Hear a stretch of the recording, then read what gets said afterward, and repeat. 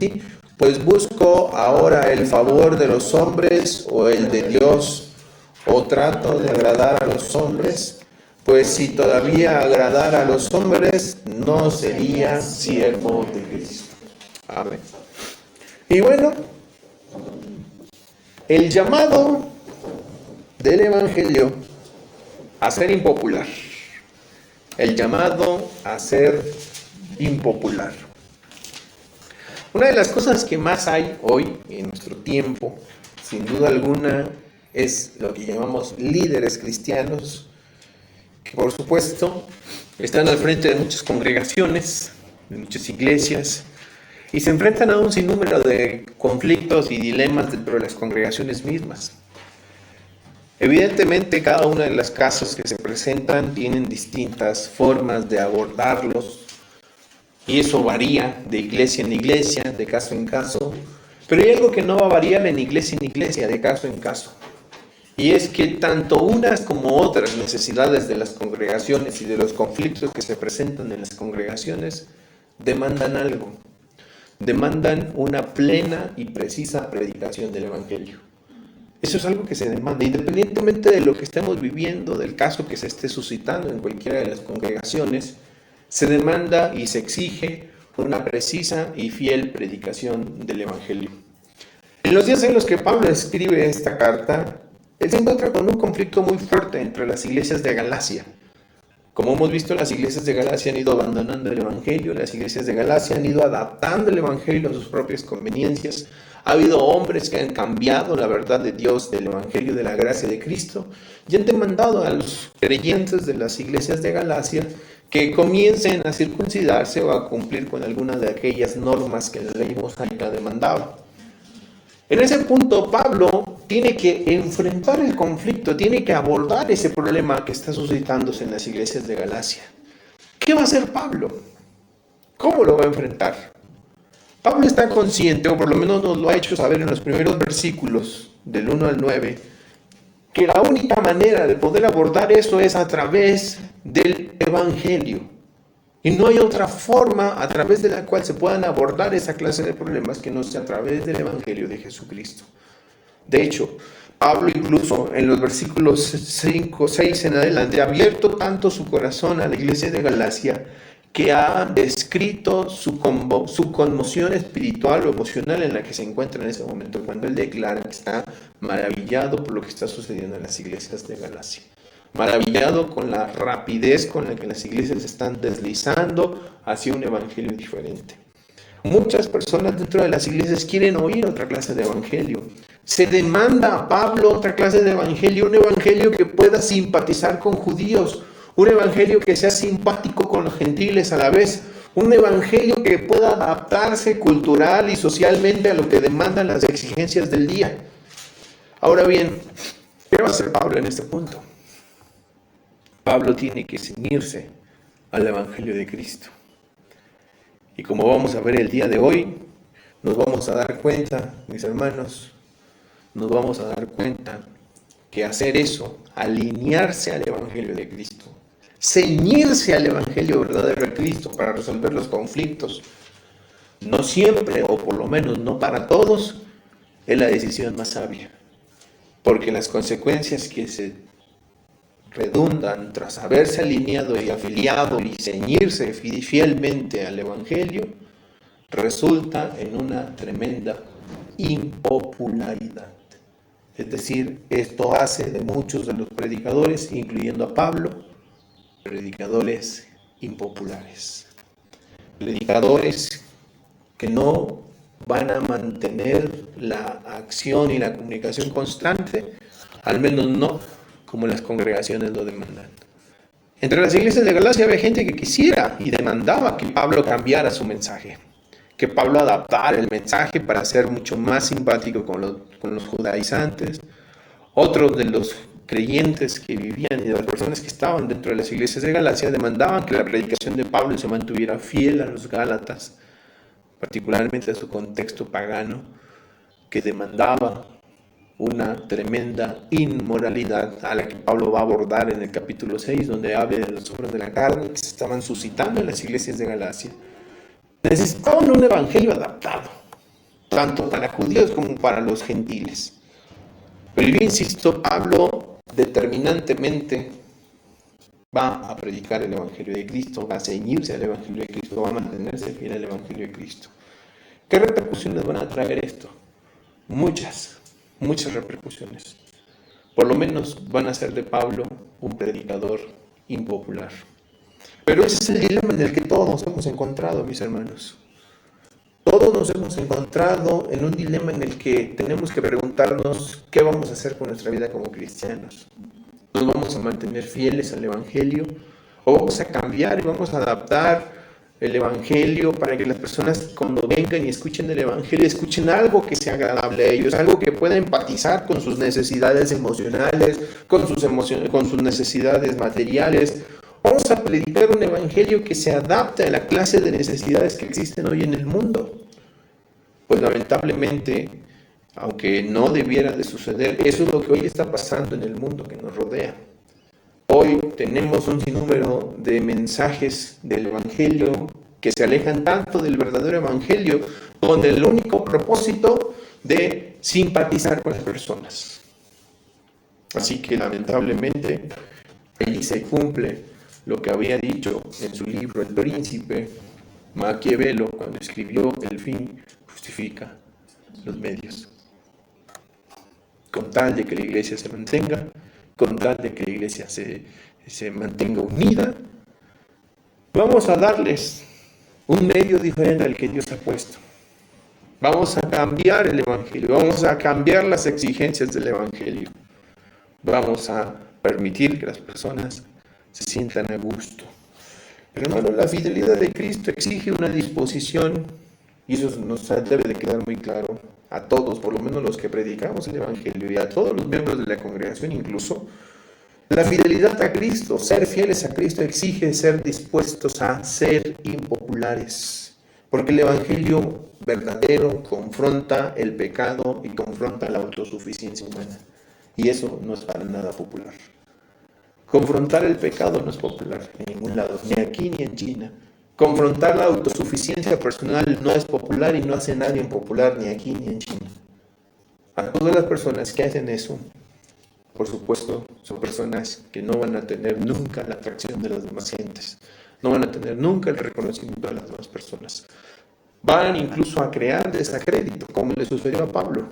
Pablo había sido tan desacreditado en las iglesias de Galacia que se ve en la penosa necesidad de presentarse en la carta a los Gálatas como apóstol, a apelar a su condición de apóstol cuando escribe, no de parte de apóstol, no de parte de hombres ni por hombres, sino por Jesucristo.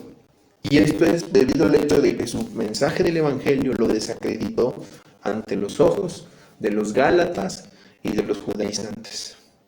Así que, hermanos, de verdad, mantenerse fieles a Cristo implica, en primer lugar, estar dispuestos a ser impopular. Ahora, aquí es donde llegamos al primer punto que veremos en este día. Cuando examinemos la pregunta que Pablo hace, hay una pregunta que va a revelar el corazón de todo creyente, no solo el de Pablo. Pablo hace esta pregunta retórica a sí mismo, pero revela esta pregunta no solo la disposición del corazón de Pablo, sino la disposición de cualquier creyente. Y la pregunta que Pablo hace es la siguiente, cuando él escribe en el versículo número 10 lo siguiente. Es una pregunta que revela lo que hay en el corazón. ¿Busco ahora el favor de los hombres o el de Dios? Note lo que dice Pablo. ¿Busco el favor de los hombres o el de Dios? ¿Qué es lo que estoy buscando?, dice Pablo. Pablo, lo primero que podemos observar en las palabras de Pablo cuando escribe, busco ahora el favor de los hombres o el de Dios, es que Pablo está contrastando dos fuentes de aprobación que tiene el ser humano. Hay dos fuentes de aprobación. El ser humano va a buscar una de ellas. Pablo mismo sabe que está en esa misma disyuntiva. ¿Qué fuente de aprobación voy a buscar en mi vida? ¿Voy a buscar la aprobación de los hombres o voy a buscar la aprobación de Dios?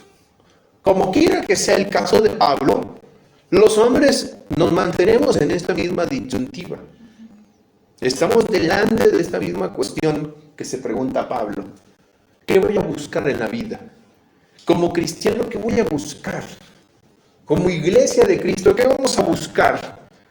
¿El favor de los hombres o el favor de Dios? Es decir, cuando la Biblia o cuando Pablo menciona a los hombres, está mencionando aquello que representa la dependencia a la opinión ajena.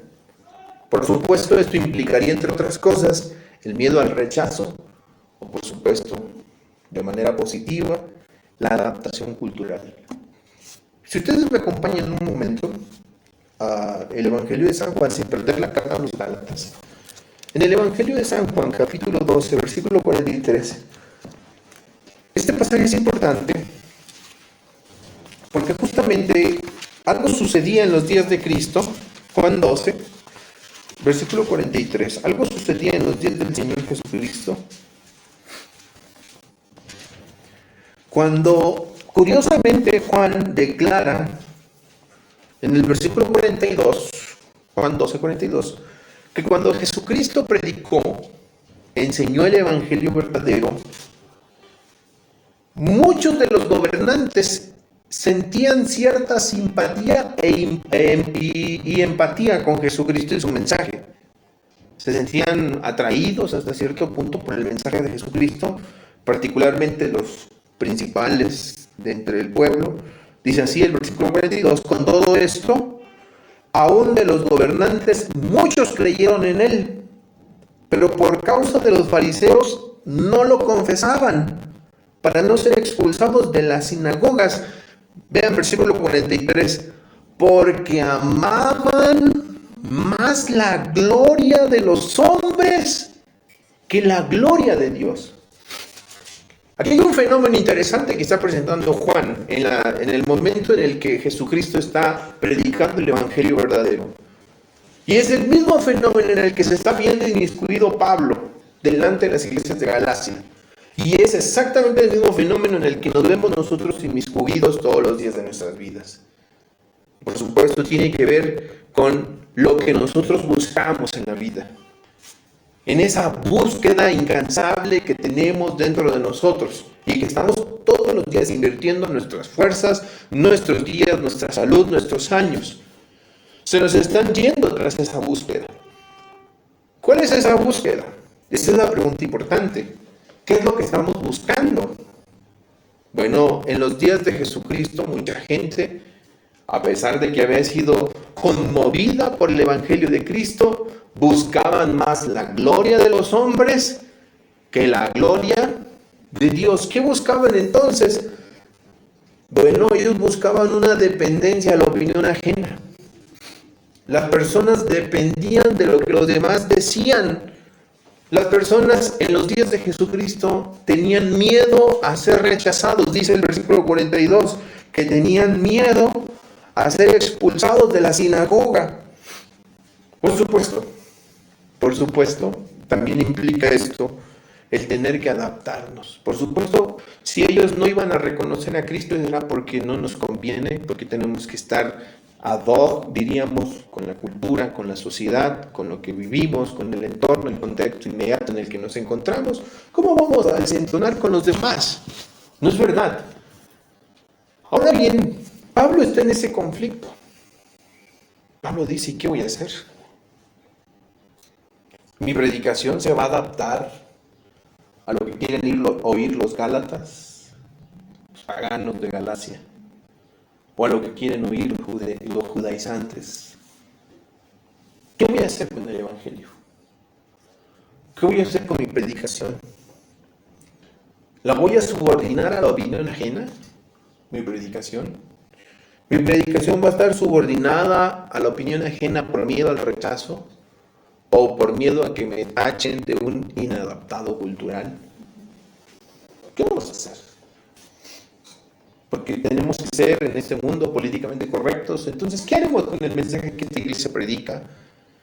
¿Qué haremos con la predicación que se expone desde este lugar? ¿Será adaptada? ¿Será manipulada? ¿Será una especie de adaptación en especial a las necesidades que la iglesia demanda, a los deseos que la iglesia requiere? como una especie de camaleón, ¿verdad? Nuestra predicación será camaleónica, de manera que se adapte particularmente a lo que la iglesia quiere oír. Ese es un dilema. Pero si podemos ir un poco más allá en ese mismo pensamiento, en esa misma reflexión, es también preguntarnos qué estamos haciendo con nuestras vidas. ¿Estamos adaptándola de tal manera que no reflejan el Evangelio por miedo al rechazo? ¿O por miedo a no desentonar con lo que los demás opinan? Porque ¿qué van a decir las personas si me ven con mi Biblia? ¿Qué van a decir mis compañeros de trabajo si me oyen hablar de Cristo? ¿Qué van a decir las personas si me ven viviendo una vida distinta a todos ellos? Si después de todo ellos son más que yo. ¿Qué vamos a hacer? ¿Qué es lo que haces tú con tu vida como cristiano? ¿Tu vida como cristiano está desentonando con lo que dice el mundo? De hecho, el llamado del Evangelio es ese: a desentonar, a ser impopular, a ir contracorriente. El Evangelio verdadero, hermanos, es una contradicción para el mundo. No nos debe de sorprender. El apóstol Pablo, cuando reflexionaba esto en su carta a los Corintios, dice que para el mundo, para la gente que se pierde todo lo que tiene que ver con Cristo, con la cruz de Cristo, con el Evangelio, es una verdadera tontería. Así lo describe Pablo. Es una tontería para ellos. Para ellos es locura, dice. Para los que se pierden es locura. O sea, hermanos, nunca pensemos que el verdadero Evangelio va a ser empático con lo que el mundo exige. El Evangelio no es empático con las demandas del mundo. El mundo demanda cosas que van en contra de lo que Dios dice en su ley. Y el Evangelio no puede ir y dar una palmada en la espalda a esas decisiones, a esas demandas de la gente, de la sociedad. Ni los predicadores debieran de simpatizar tampoco con esto. El mundo demanda todo lo que Dios dice que está mal y lo hacen, lo buscan, lo aman. El otro día fui después de la, ¿cómo se llama? Marcha de las mujeres.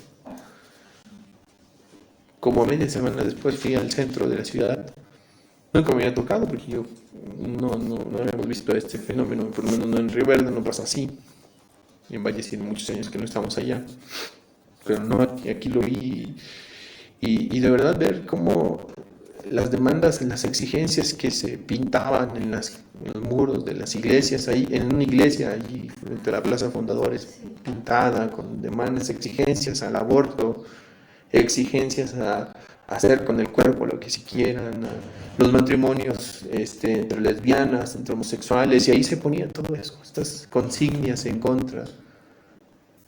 Y por supuesto, el mundo demanda esto totalmente en contra de la voluntad divina. Ahora, no podemos nosotros tomar el Evangelio y adaptarlo a los deseos de las personas que no tienen a Cristo, a los deseos de un mundo que está desenfrenado. No podemos tomarlo y decir, mira, ¿sabes qué? El Evangelio te abraza, el Evangelio te sostiene tus ideas. Vamos a utilizar el Evangelio para promover lo que tú estás diciendo. No, hermanos.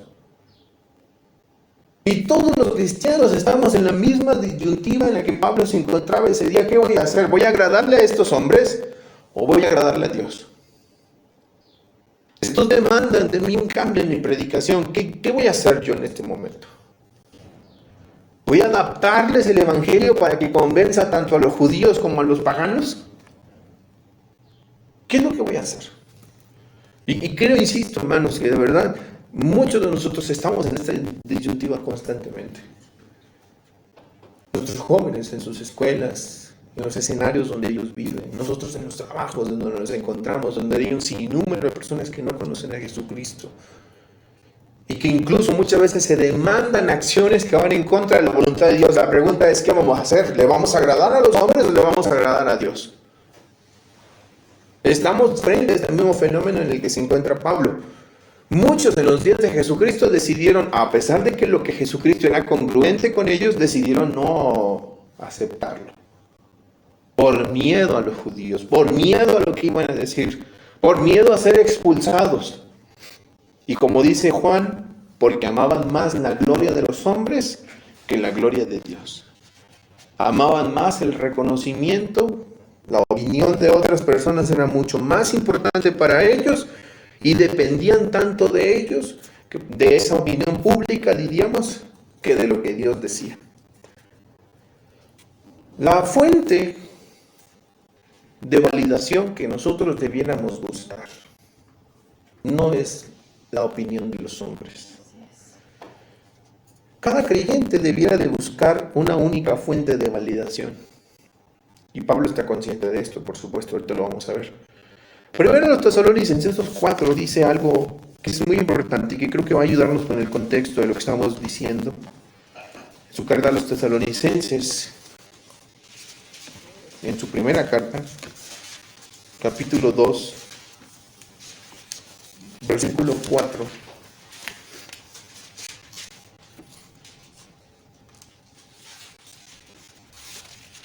Dice así el apóstol San Pablo, 2:4.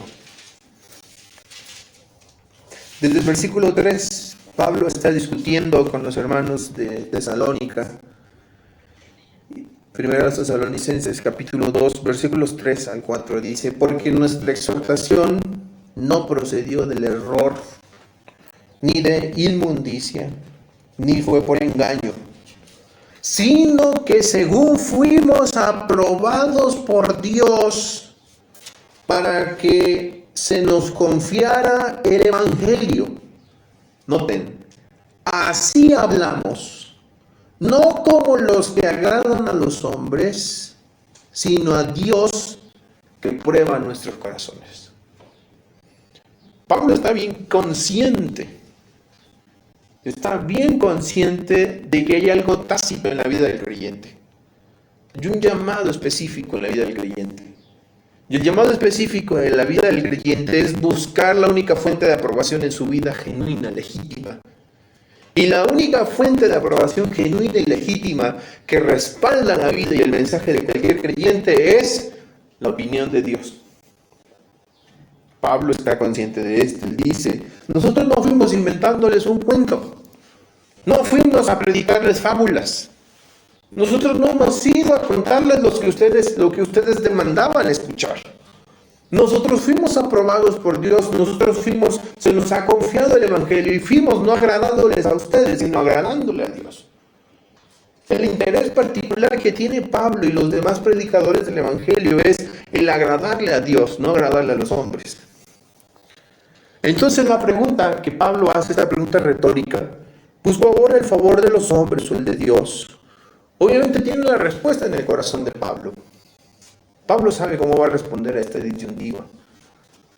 Pablo sabe que no es a los hombres a los que le debe la vida, sino es a Dios. Y que el único que merece la aprobación, que merece la búsqueda de esa aprobación es Dios, no la opinión de las personas. El único digno de poder ser buscado para buscar su aprobación es el Señor, no la opinión de las personas. Ahora, hacer esto, hermanos, de verdad hacer eso, de todo corazón hacerlo y mantenerse fiel a eso, es bien complicado, porque vamos a enfrentar una avalancha inmensa de contradicciones en el mundo, de conflictos, de resistencia en el mundo. Un verdadero creyente que resuelve esta pregunta con la misma asertividad con la que Pablo la resuelve, debe estar dispuesto a ser impopular, en términos muy generales. Y entre otras cosas, a enfrentarse, a resistir un sinnúmero de contradicciones fuertísimas, de grandes resistencias, de grandes calumnias y toda clase de maldades que se van a avecinar en contra de sí mismo. ¿Por qué? Porque no estamos buscando el agrado de los hombres, sino el agrado de Dios.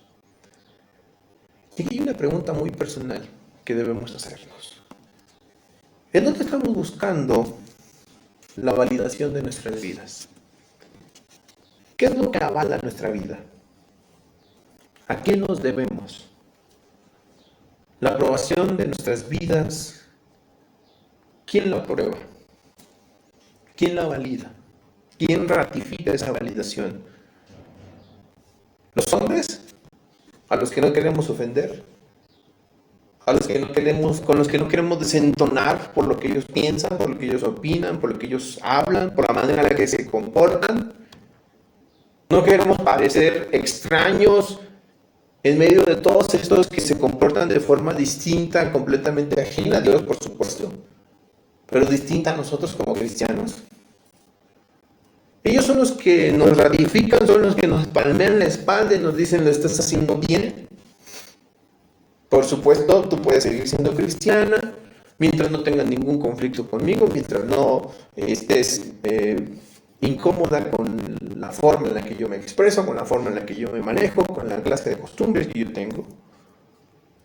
Y claro, mientras el cristiano se mantiene, como decimos en el mundo, ¿verdad?, con un bajo perfil, pues no pasa nada. Al fin y al cabo, ¿qué sucede? No desentonamos. Nadie sabe siquiera si somos cristianos. Nadie puede demandarnos más. Claro, esto por supuesto nos libera de mucho compromiso, porque nadie nos puede demandar nada. ¿Quién nos va a demandar una clase de responsabilidad si nos hemos dado a conocer en el mundo como no cristianos? Es más, nos mezclamos tanto, podemos llegar a mezclarnos tanto con el mundo que incluso pareciéramos seguir siendo el mundo. Al menos eso es lo que ocurre en muchos casos. ¿Pero qué haremos entonces? ¿Sobre qué está respaldada la validación de nuestras vidas? ¿Sobre la opinión pública? ¿Sobre los elogios de las personas? ¿Sobre los likes que las personas pueden darnos a nosotros? ¿O está basada en nuestra obediencia a Dios? ¿Qué es lo que respalda nuestro mensaje, nuestra predicación, nuestra vida, todo lo que hacemos como cristianos allá afuera en el mundo? ¿Nuestra obediencia genuina a Dios o la opinión pública, lo que otras personas dicen de nosotros? Me voy a adelantar un poco en la carta a los Gálatas y voy a mencionar de manera rápida algo que veremos con mucha atención en su momento. Pero hay un ejemplo, porque hay un ejemplo y me parece muy importante este ejemplo. Y lamentablemente es Pedro, el apóstol. En el capítulo 2 vamos a encontrar a Pedro en Antioquía, que cambia su manera de actuar por miedo a la crítica, por miedo al qué dirán, el mismísimo apóstol Pedro. Gálatas capítulo 2, versículos 11 al 14, Pablo anecdóticamente nos recuerda, o él está ilustrando un punto en su carta a los Gálatas, y para ilustrar el punto presenta una anécdota personal en donde necesariamente exhibe a Pedro. Y lo exhibe de lo siguiente, justo de lo que él está diciendo. Capítulo 2, versículos 11 al 14, dice el apóstol Pedro, recuerden que está hablando de Antioquía, donde estaban esta serie de iglesias gentiles. No está hablando de la Antioquía que está al norte de Israel, sino de la otra Antioquía que está justamente rodeada de un sinnúmero de iglesias gentiles, de creyentes paganos que se han convertido al evangelio. Y dice el capítulo 2, versículo 11 en adelante: pero cuando Pedro vino a Antioquía, lo resistí cara a cara, porque era de condenar. Porque antes que vinieran unos de parte de Jacobo o de Santiago, comía con los gentiles. Y váyanse ustedes a saber qué comía. Los gentiles no tenían una ley dietética, así que ellos podían comer un cerdo sin ningún inconveniente. Y entre ellos comía Pedro. Dice, comía con los gentiles. Pero cuando vinieron esos que fueron enviados por Jacobo, vinieron a Antioquía, se retraía y se apartaba, teniendo miedo de los que eran de la circuncisión.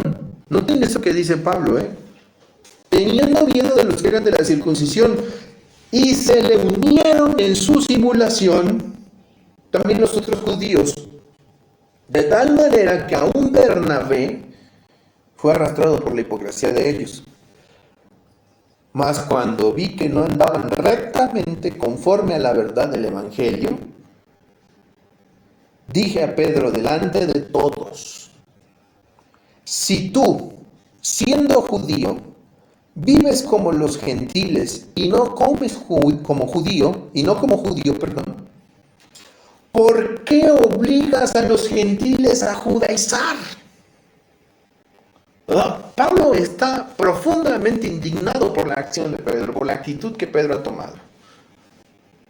Mientras nadie lo ve, o por lo menos nadie de los judíos, de los que vienen de parte de Jacobo, de Jerusalén, él puede comer sin ningún problema lo que los gentiles comen. Él puede comportarse incluso como un gentil. ¿Qué importa? Ahora era pecado hacer eso. No. El evangelio verdadero liberaba a Pedro, siendo judío, de todas estas leyes dietéticas y ceremoniales en las que él ya estaba antes de ser cristiano. Ya no estaba bajo esa ley, sino bajo la gracia. ¿Qué había de malo con lo que comía? ¿Qué había de malo con la comida de los gentiles? No había ninguna cosa mala. Ellos oraban y daban gracias a Dios por lo que Dios había puesto en su mesa. Y lo podían compartir amorosamente con Pedro. Y Pedro seguramente él estaba conmovido por la gratitud, la hospitalidad, por el recibimiento de los gentiles que estaban en Antioquía. De tal manera que él mismo se sintió identificado y unido a esos hermanos en Cristo, que comió con ellos sin ningún problema, disfrutando verdaderamente de la libertad que le dio Cristo. Pero tan pronto como vinieron algunos de parte de Jacobo, se retraía, para que nadie no viera hablar con pájaros, mucho menos comer con ellos. Y tanto fue así que aun Bernabé, dice Pablo, fue arrastrado en esa simulación. Tanto que Pablo tuvo que encararlo y demandarle a Pedro con toda indignación que no hiciera eso, que no obligara a los gentiles a judaizar. ¿Sí? Hermanos, lo que estaba sucediendo con Pedro era exactamente lo mismo que Pablo se está preguntando aquí. En ese punto, vean, esta pregunta es tan importante por eso, porque revela el corazón, revela lo que hay dentro de nuestro corazón. En su momento Pedro tuvo esta pregunta cuando llegaron los judíos y estaban los gentiles por un lado. ¿Qué voy a hacer? ¿A quién le voy a agradar? ¿A los hombres o a Dios? Pedro eligió lo primero. No vayan a juzgarme mal. No vayan a pensar que yo soy un gentil. Un sucio gentil, como estos. Sin embargo, Pablo siente esa profunda indignación por lo que ha hecho Pedro. Y yo creo, hermanos, que debemos tener mucho cuidado de no actuar así. De no actuar por miedo a la crítica de manera diferente a lo que el Evangelio nos demanda. Si el Evangelio nos demanda algo, tenemos que hacerlo. Si el Evangelio nos demanda una forma de vida, debemos de vivir esa vida. ¿Nos va a hacer impopular esto? Sin duda alguna. ¿Nos va a acarrear críticas? Sin duda alguna.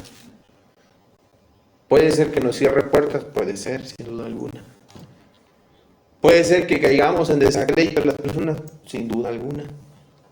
¿No fue eso lo que vivió Cristo? ¿No lo vimos al principio en la pregunta que hace el catecismo?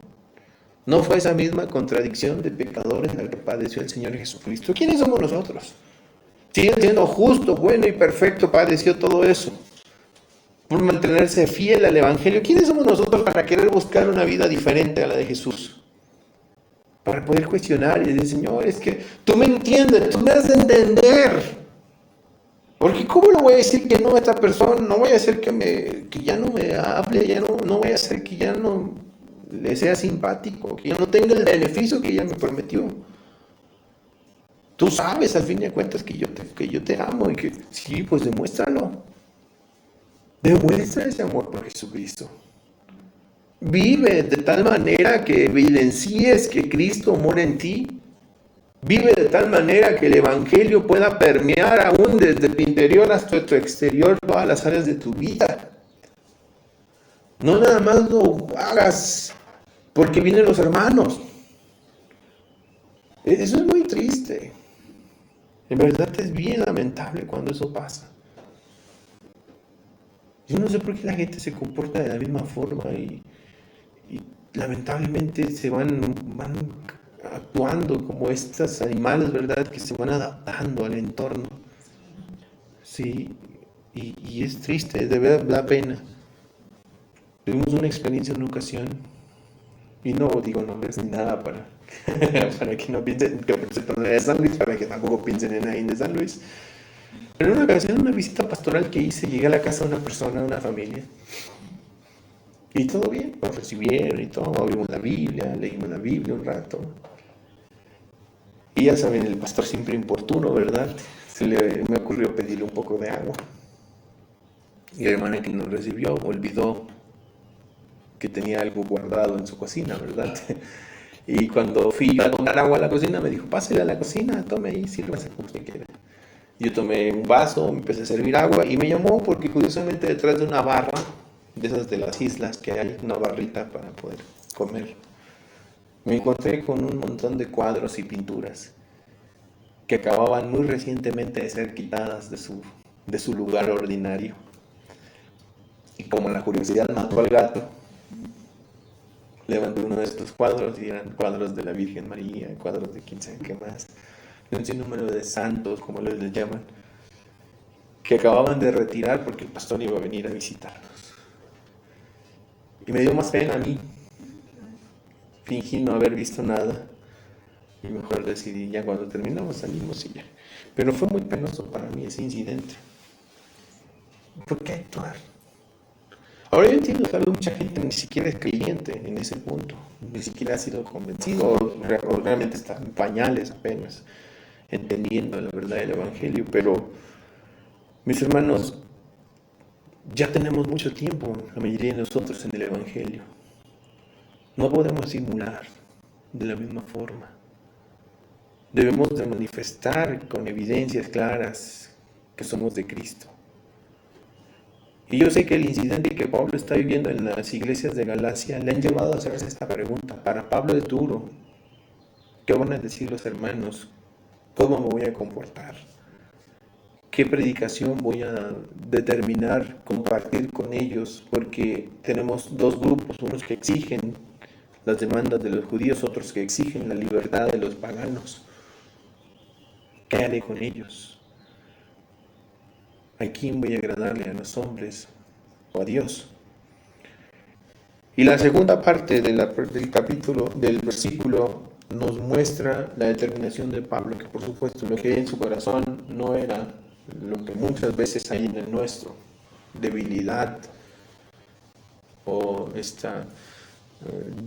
estas determinaciones diluidas que a veces tomamos de que no, yo me mantengo firme al Señor y cuando se viene la hora de la prueba me olvido quién es el Señor. Eso no era lo que había en el corazón de Pablo. Pablo muestra lo que hay en su corazón con una tremenda advertencia que se hace a sí mismo. Pablo primeramente se advierte eso a sí mismo. Pablo dice, pues si todavía agradara a los hombres. ¿Qué está diciendo Pablo? No sería, ¿cuál es la conclusión definitiva? Si Pablo agradara a los hombres, no sería siervo de Cristo.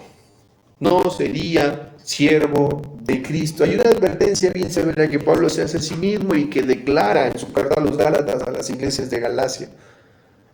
Si ustedes están esperando que yo adapte mi mensaje, si ustedes están esperando que yo cambie la forma en la que yo predico el Evangelio, el mensaje del Evangelio, se equivocan.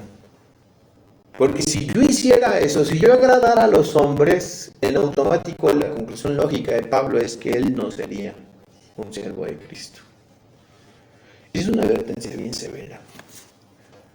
Mis hermanos, si nosotros no entendemos la dimensión de estas palabras, de verdad puede ser que estemos cayendo en muchos errores y nos estemos desacreditando a nosotros mismos como creyentes.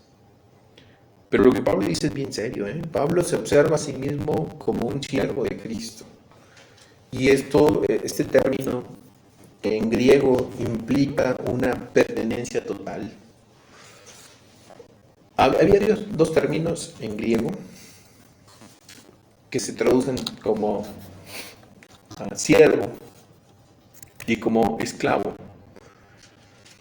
Había dos figuras que estaban presentes dentro de la comunidad judía en los días de Jesús. Unos eran los siervos. Lastimosamente, muchas de nuestras traducciones, cuando está el término doulos en griego, lo traducen como siervo, tal vez por la polémica, ven cómo nos adaptamos, ¿no? Cómo adaptamos incluso una traducción para que no suene políticamente incorrecta, porque el término griego suena ofensivo. El término griego el término esclavo suena ofensivo. Entonces lo adaptamos, mejor cambiamos y que diga siervo. Pero lamentablemente eso desacredita el término como tal en griego. Pero existían dos grandes figuras en los tiempos bíblicos, los siervos y los esclavos. ¿Cuál era la diferencia? El siervo tenía derechos. El siervo podía exigir a su amo. El siervo podía renunciar. Si había un siervo, el siervo decía, ¿sabes qué? Hay un contrato de por medio, lo siento mucho, me desagrada estar contigo, ahí nos vemos. Es lo que llamaríamos hoy un empleado. ¿Sí? Digo, al final de cuentas, por mucho que nos traten como esclavos, somos empleados, ¿verdad? Y el día que ya no queramos ser tratados como esclavos, ¿sabes qué? Mañana no voy a ir al trabajo.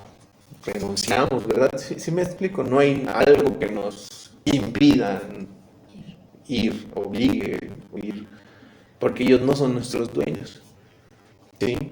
Pero somos finalmente empleados. Entonces, en los tiempos bíblicos había esa figura del siervo, pero luego había otra figura, que era la figura del esclavo.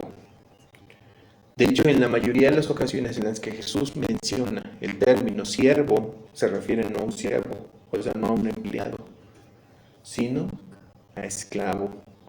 Doulos. Cuando Jesús se refiere a sus discípulos, se refiere como doulos, o sea, esclavos.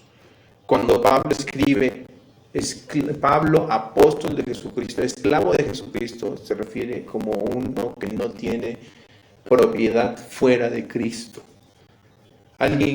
¿Cuál era la diferencia entonces entre el esclavo y el siervo? El siervo no podía renunciar. El siervo no tenía vida. La vida del siervo era la vida de su señor. El siervo no trabajaba sino para agradar a su señor. Punto. Jesús incluso utiliza eso cuando dice, siervos inútiles, díganse después de todo esto, después de haber hecho lo que ustedes hicieron, siervos inútiles somos. O sea, dice, esclavos inútiles somos, lo que debimos hacer, lo hicimos. No hay nada extraordinario en lo que hicimos.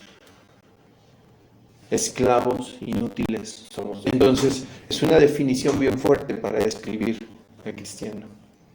Pablo dice, si yo le agradara a la gente, buscando ser popular o empático con ellos, yo no sería esclavo de Cristo. Pero yo soy esclavo de Cristo. Así que lo siento mucho. Y ni mi mensaje, ni mi predicación cambiará. Y el Evangelio no puede ser tocado ni por mí, ni siquiera por un ángel del cielo. Quien hace eso no es un siervo de Cristo. Sí, me explico lo que estamos viendo, la congruencia de todo lo que ha dicho Pablo, entonces empieza a notarse. Pablo está consciente de que no va a vender su mensaje, no va a adaptar su mensaje, no va a adaptar su vida para que otras personas se sientan más cómodos. No va a hacer eso nunca el apóstol Pablo. Así que Pablo le pertenece completamente a su Señor y tiene que hablar completamente lo que su Señor dice. Un esclavo no negocia con los mandatos de su amo. Pablo fue mandado a predicar el Evangelio y eso es innegociable. Pablo no va a negociar el Evangelio. Pablo no va a poner a las personas por encima de su amo porque él es esclavo de Cristo. Pablo no va a poner la opinión de las personas por encima de la opinión de su amo. Si su amo dice, predica el evangelio, él tiene que ceñirse a ese mandamiento, porque es esclavo de Cristo. Tiene que predicar el evangelio. Si el Señor dice, vive el evangelio, Pablo no puede hacer otra cosa que no sea vivir en el evangelio. Pero tengo noticias, mis hermanos. Eso no solo se lo pide Dios a Pablo. Eso es algo que a veces quizás no hemos entendido. Dios nos lo pide a cada uno de nosotros. Que el evangelio sea intocable e innegociable en todas nuestras vidas. No solo nuestra predicación que se mantenga fiel al evangelio, sino que sea congruente con una vida piadosa como Dios nos llama a vivir una vida en el evangelio. Una vida de piedad. Y eso no es negociable. Eso que usted me va a decir, pero pastor, es que si usted supiera la que soy compañeros que tuvo en el trabajo, bueno, tal vez no está dispuesto a pagar el costo. Pero ser discípulo de Cristo implica eso. Tal vez te dijeron que el evangelio era otra clase de cosas, que el evangelio se iba a adaptar a ti y no tú al evangelio. Pero la noticia es que eres tú quien tiene que adaptarse al evangelio, no el evangelio a ti. Eres tú el que tiene que sujetarse al evangelio, no el evangelio se va a sujetar a ti y a tu propia opinión. Somos llamados nosotros, hermanos, a agradar a Dios por encima de todos los hombres y a no negociar con ninguno de los mandatos de nuestro amo Jesucristo. Ahora, ¿qué pasaría por un instante si comprometemos la verdad del evangelio? Si Pablo hubiera comprometido la verdad del evangelio con los Gálatas, ¿se puede? ¿Se puede mantenerse, cómo decimos? ¿Cómo dice el presidente? Cuando no quiere opinar sobre algo, que se quiere mantener como al margen de la situación. Bueno, la realidad es que no. Ni él se debería mantener al margen, mucho menos los cristianos deberíamos de mantenernos al margen. Si hay muertos, debieran de ser catalogados como muertos. No mantenerse al margen. No voy a hacer que yo diga algo que moleste a algunos. Y lo mismo pasa con los cristianos. Mis hermanos, no se puede mantener al margen de la vida cristiana. La vida cristiana no está al margen de lo que vamos a hacer si agradaremos a los hombres o a Dios. Yo me mantengo al margen porque depende si los hombres se portan bien conmigo, si los hombres son receptivos, si los hombres son comprensibles, si los hombres son empáticos, pues bueno, ahí sí vivo como cristiano. Pero si los hombres son hostiles, son groseros, si los hombres resisten la verdad, mejor yo al margen, ¿verdad? Que nadie sepa que soy cristiano. Me mantengo al margen. ¿Se puede hacer eso? La noticia del evangelio es que no. El Nuevo Testamento por lo menos nos enseña que no. En el evangelio de Mateo, les quiero pedir que me acompañen, capítulo 6, versículo 24, sin perder Gálatas.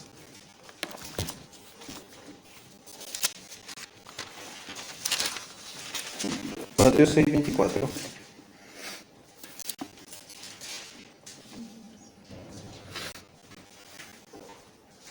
Al menos en la enseñanza implícita, en la enseñanza general implícita del Señor Jesucristo, la respuesta es no.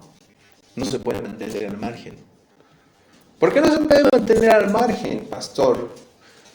¿Cómo puedo ser tan radical? ¿De verdad me está pidiendo usted que sea una persona tan radical en mi trabajo? Tal vez aquí sí, entre los hermanos. Tal vez el domingo sí puedo comportarme correctamente como cristiano.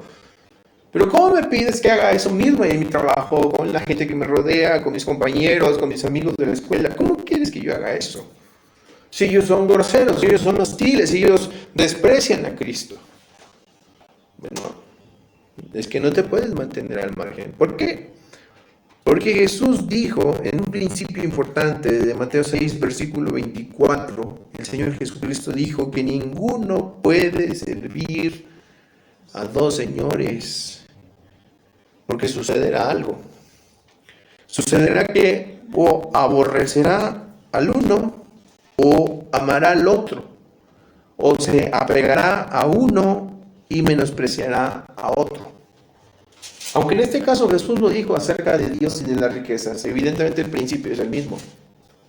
Nadie puede servir a dos señores. O se mantiene leal a uno y aborrece a otro, o se mantiene leal a otro y aborrece al siguiente. Pero no se puede mantener al margen, es totalmente imposible mantenerse al margen. Cuando una persona dice, yo me voy a poner al margen, en realidad se está poniendo a favor de los hombres. Eso es ponerse a favor de los hombres. Ponerse al margen de las circunstancias es favorecer finalmente la opinión pública. ¿Me explico?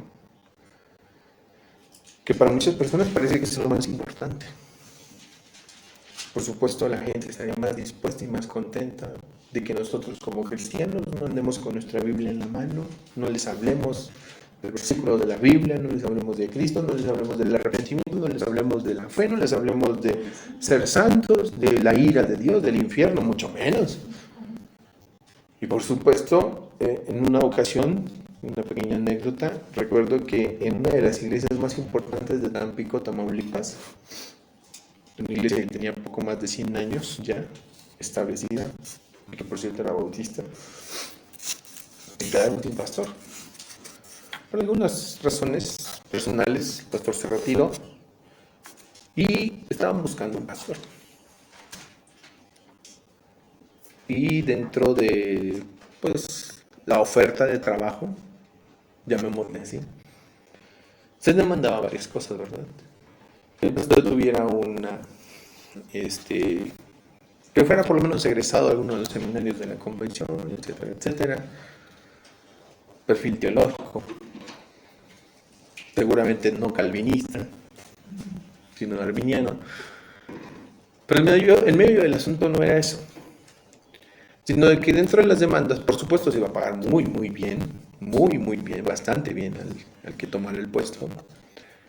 Dentro de las demandas era que no se predicara más de media hora, que la predicación no durara más de media hora y que prohibidos temas de pecado, arrepentimiento e infierno. 3 temas estaban prohibidos: no pecado, no arrepentimiento, no infierno.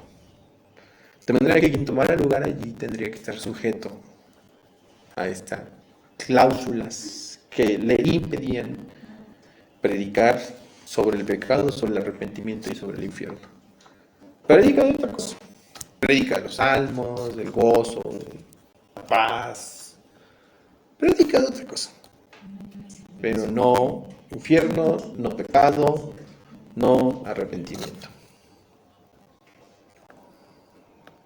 Es un poco raro, ¿no? Que en una iglesia se esté justamente impidiendo lo que el Evangelio demanda. Que las advertencias de lo que el Santo Evangelio nos enseña se estén omitiendo. Ahora, hermanos, en ese punto uno tiene que preguntarse ¿qué haría yo en este caso? ¿Qué haríamos como individuos si tuviéramos que decidir? Bueno, tenemos esta pregunta que Pablo se hacía a sí mismo. ¿Le voy a agradar a los hombres o le agradaré a Dios? Ahora, la conclusión de Pablo es, si yo le agrado a los hombres, ojo, eso me convierte en alguien ajeno a Cristo. Al menos ya no soy su esclavo. Puedo ser su admirador, tal vez, pero no su esclavo. Puede ser un simpatizante de Cristo, pero no su esclavo. No sería siervo de Cristo, dice Pablo. Y Pablo es muy enfático en este punto, hermanos, porque nadie puede servir a dos señores. O amamos a Jesucristo y nos comprometemos en una vida completa de obediencia a Él, de vivir en santidad, de darle la gloria a Él y no buscar la gloria de los hombres, sino la gloria de Dios, con todo nuestro corazón. O nos vivimos al mundo, o nos vamos al mundo a vivir como el mundo quiere, a cumplir con sus expectativas, con sus demandas. Y puede ser que nos pongamos una máscara de simpatía nada más con Cristo, o de admirar, ¿cómo se llama? De fanático, como lo hacen los fans que admiran a sus ídolos cuando van y cantan y tocan en sus grupos musicales, y va un sinnúmero de fanáticos. Bueno, puede ser que seamos un fanático más, Pues sí, pongámonos la cara de fanático nada más. Sí, yo admiro a Jesús, ¿no? Tienes la historia y todo esto. Sí, pero tu vida, ¿qué pasa con ella? Bueno, es que la exigencia del Evangelio es otra, es a vivir para Jesús, amar a Cristo con todo el corazón. Y un ministerio fiel, y con eso voy a concluir, siempre va a incomodar, siempre va a incomodar. Uno de los ejemplos más claros lo tenemos, y con este pasaje les quiero pedir que terminemos, en el Evangelio de San Marcos, capítulo 6. No duden ni por un instante que Pablo no tuviera en mente estas cosas en la disyuntiva en la que se encontraba frente a las iglesias de Galacia. Un ministerio fiel, Marcos capítulo 6, siempre va a incomodar, como no tienen ni idea, a las demás personas.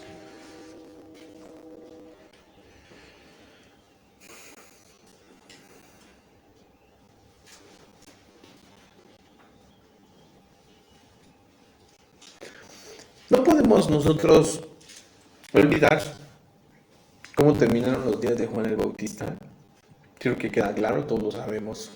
Su cabeza quedó en una charola, entregada a las mujeres que rodeaban a Herodes, después de ser seducido y convencido, terminó por decapitar a Juan. De allí terminó la cabeza de Juan, que por cierto para ese entonces estaba encarcelado, apresado justamente por lo que predicaba. ¿Qué predicaba Juan que incomodó tanto a Herodes? Marcos 6:18, si ustedes están allí, desde el versículo 17, por favor, pueden leerlo con sus vistas. Yo voy a leerlo aquí.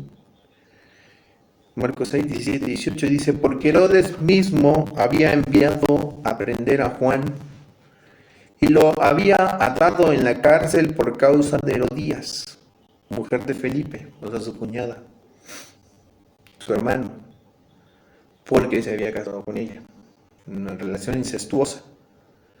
Porque Juan decía a Herodes, o sea, Juan termina en la cárcel, apresado, porque Juan decía a Herodes: no te es lícito tener la mujer de tu hermano. Mas Herodías lo acechaba y deseaba matarlo, y no podía, hasta que lo logró. ¿Qué predicaba Juan? No te es lícito tener la mujer de tu hermano.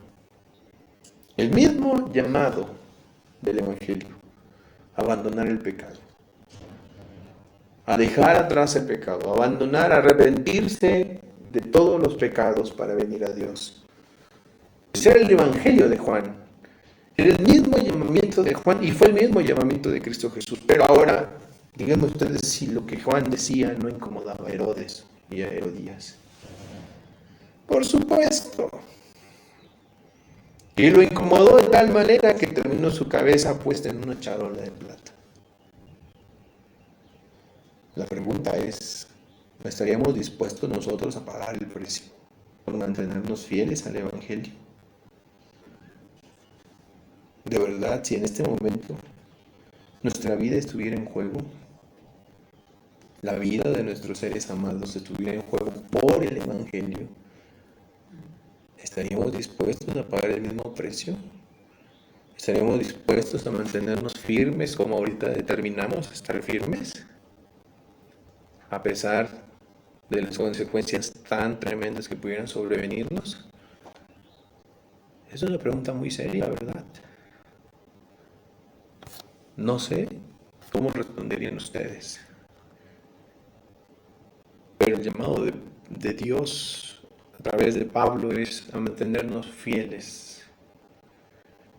¿Qué vamos a hacer en tales circunstancias? No lo sé. Y si Dios no las ha permitido en este momento, tal vez sabe sus buenas razones el por qué no lo ha permitido. Tal vez conoce que aún somos débiles, como para poder mantenernos firmes. No lo sé. No sé por qué razón. Pero si por un instante nuestra vida estuviera en juego por causa del Evangelio de Cristo, ¿qué haríamos? ¿Realmente estaríamos dispuestos a tomar nuestra cruz y a ir en pos de Él hasta las últimas consecuencias? Una pregunta importante que tenemos que realizarnos. Pablo diría, si todavía agradara a los hombres, pues no sería siervo de Cristo. Así que ni mi vida, ni mi mensaje, ni otra cosa va a cambiar para agradarle a los hombres. Porque el único que merece la gloria en mi vida es Cristo. No hay nadie más importante en mi vida. Y hermanos, yo creo que esa es la conclusión a la que debemos de llegar este día. Tenemos que llegar a la misma conclusión a la que Pablo llegó. Dietrich Bonhoeffer se mantuvo en los días del nazismo en Alemania, que fue confrontada a las iglesias, particularmente las iglesias luteranas en aquellos años, fueron confrontadas a cambiar el mensaje, a cambiar la predicación para que promovieran el nazismo, las ideas, la ideología de Adolf Hitler. Y Dietrich Bonhoeffer dijo de la siguiente manera: el silencio ante el mal es en sí mismo mal. ¿Qué va a hacer Dietrich Bonhoeffer? ¿Saben que Dios providencialmente le salvó la vida? Lo llevó a Florida. Allí estaba él cómodamente. Mientras sus hermanos alemanes estaban, sus hermanos en Cristo, pastores de las iglesias luteranas estaban, y de muchas iglesias incluso reformadas, estaban siendo amenazadas para que cambiaran la predicación y comenzaran a predicar las ideas nazistas, y de otra manera ellos morirían y terminarían en los mismos campos de concentración en los que estaban los judíos despreciables para los alemanes. Y Dios había guardado la vida de este gran teólogo alemán. Y entonces fue cuando él dijo: ¿y qué estoy haciendo yo aquí? Yo no puedo quedarme aquí. Al día siguiente tomó un vuelo y llegó de manera encubierta a Alemania y se introdujo y comenzó toda una revuelta para que los pastores se mantuvieran fieles al Evangelio y no cambiaran el Evangelio de Cristo. Literalmente, hermanos, sus vidas estaban en juego. Y la vida de Dietrich Bonhoeffer terminó en un campo de concentración, siendo asesinado terriblemente por los alemanes mismos, siendo él alemán. Por una sola razón: por mantenerse firme en el Evangelio. Él dijo: ¿qué voy a hacer? Voy a guardar silencio ante esta obscenidad que está delante de mis ojos. No puedo guardar silencio. No puedo guardar silencio ante estas atrocidades que están pasando delante de mí, ante esto que están queriendo hacer con la iglesia de Cristo. No puedo guardar silencio. Y es donde él concluye que justamente el guardar silencio ante el mal es en sí mismo el mal. Y también Jesús nos advirtió: ay del mundo cuando todos hablen bien de vosotros. Lucas 6:26. Ay del mundo cuando todos hablen bien de ustedes. Es un llamado a ser impopular, bastante radical, sin duda alguna. Quisiéramos que fuera diferente, y con esto estamos terminando. Quisiéramos que fuera diferente, que el llamado al Evangelio fuera cómodo, fuera un llamado que nos hiciera populares, que nos trajera aplausos, que todo el mundo nos reconociera como personas admirables, como grandes, pero no es así. Así que, ¿qué haremos nosotros? ¿Nos mantendremos firmes? ¿Estamos siendo firmes ahora mismo? ¿Estamos siendo fieles al Evangelio? Estamos en la misma disyuntiva todos los días. Es más, mañana mismo vamos a estar puestos a prueba. Y tal vez llegue un momento en el que de verdad somos puestos a prueba. Entonces llegará alguien que nos condicionará el seguimiento de nuestro trabajo a costa de hacer algo ilícito. O alguien nos pondrá a prueba en otro sentido. ¿Qué vamos a hacer? ¿Mantendremos firmes nuestra fe en el Señor? Y de verdad debiéramos de pensarlo mucho, hermanos. Que Dios nos ayude a mantenernos firmes en este caso. Que nos ayude de todo corazón. Esa es nuestra oración. ¿Sí? Y que de verdad nos convenzamos de que no somos otra cosa que no seamos siervos de Cristo. Y si somos sus siervos, nuestro amo es Jesús. Y el mayor deber de un siervo es obedecer totalmente, incuestionablemente a su Señor. ¿Sí? Y que después de haber obedecido a su Señor en todo lo que se nos ha dicho, recordarnos a nosotros mismos que somos esclavos inútiles. Que no hemos hecho nada extraordinario, sino lo que tuvimos que hacer fue lo que hicimos. Eso es todo. Que Dios nos ayude para que esto sea verdad. Vamos a ver.